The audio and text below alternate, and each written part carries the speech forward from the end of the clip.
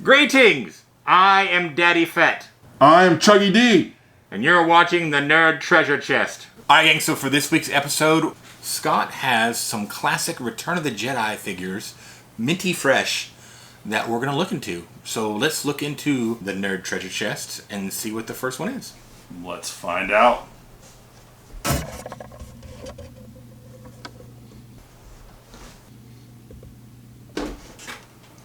Ooh, we have here the Death Star droid.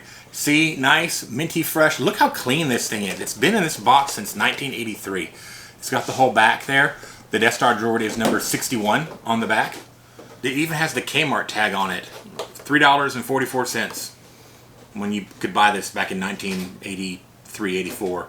Yeah, this is a ROTJ card back, Return of the Jedi 65 card back. They all have different numbers. This species obviously is a droid. It's an RA7 protocol droid.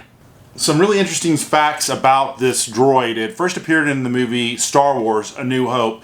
It was actually in the scene when the Jawa sandcrawler captured C-3PO and R2-D2, and they stuck him inside the belly down there, and then whenever it panned around in the scene, you actually got to see a glimpse of the Death Star droid, I believe, turning his head so like yes, this. because when R2-D2 first wakes up, he leans up, a little thing falls off his head, and the first droid that looks at him, Death Star droid. Of course, later on, you'll see him on the Death Star. If it's a Death Star droid, how'd it get to Tatooine? Very good question, right? I don't know. Very good question. You know, there had to be some Imperials that lost it or left it behind. Or bootleggers. maybe that's a fan fiction story someone needs to write.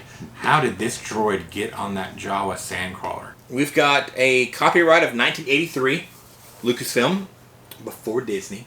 Also, you can see in the back, there's an advertisement for the Y-Wing.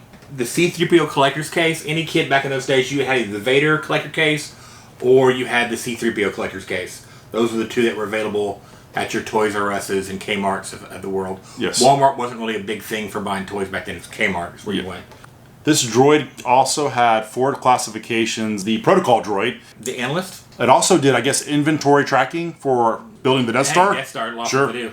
But my favorite one. He's a spy droid. He's actually capable of carrying a weapon, a blaster. And he was a spy droid used by the Empire. But the value of this figure was sold at $372. $372. This is the Return of the Jedi version. Now, if this was a Star Wars version, it sells for much higher.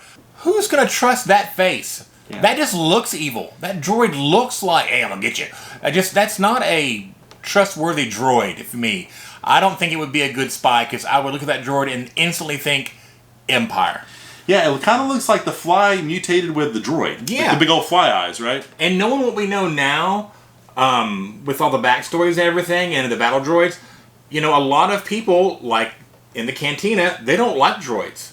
They don't want droids around. The Cantina owner tells Luke and Obi-Wan that the droids aren't welcome there, which as a kid didn't make any sense. But now, knowing that the galaxy was torn in half, battling droids, with spy droids. and then spy droids and stuff, we can see why maybe people didn't like droids. The kind of thing you're going to find on the Nerd Treasure Chest. Absolutely.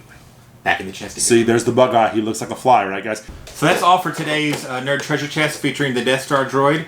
And as with all of our toys that we take care of, Go back in the toy chest. like and subscribe. Like and subscribe. Welcome to the Nerd Treasure Chest portal. Which path will you choose?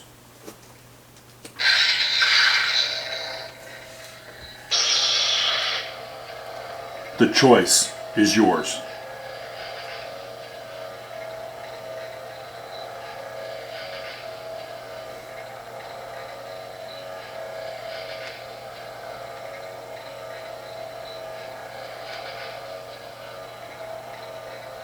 Are you still here?